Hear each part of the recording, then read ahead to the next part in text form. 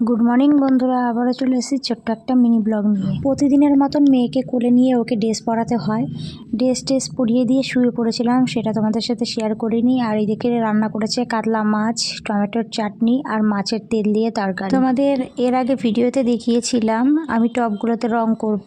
আমি ফের আবার টপগুলোতে হালকা করে রং করে দিয়েছি। রঙে বেশি করে তেল মাখানো হয়ে গেছে, তার জন্য একটু হালকা রং হয়েছে। যাই হোক, মেয়েকে বাইরে নিয়ে আসলাম স্নান করানোর জন্য। তারপর দেখতে পাচ্ছি আমাদের আম গাছে ওষুধ দেওয়া হচ্ছে। স্নান করানোটা বন্ধ হলো, পরে স্নান করাবো। আর স্নান করার ভিডিওটা আমি অন্য ভিডিওতে আবার শেয়ার করব, তোমরা অবশ্যই দেখবে। তারপর দুপুরবেলায় খাওয়া দাওয়া করলাম মাংস, বেগুন ভাজা, বাঁধাকপির ঘন্ট। মাংসটা খেলাম অনেক দিন পর, কারণ আমাদের বাড়িতে জানোই তো মারা গিয়েছিল কে। কেমন কেমন জেঠু শাশুড়ি হয়। তারপর ছেলে স্কুল থেকে চলে এসে স্নান টান করে মেয়েকে স্নান টান করিয়ে আমরা তিনজনা বসে বসে একটু গল্প করছি, যেহেতু ওকে পড়াতে আসবে। ওকে বিকেল বেলায় পড়াতে আসে, তার আগে আমরা একটু আড্ডা মারছি তিনজনা বসে বসে।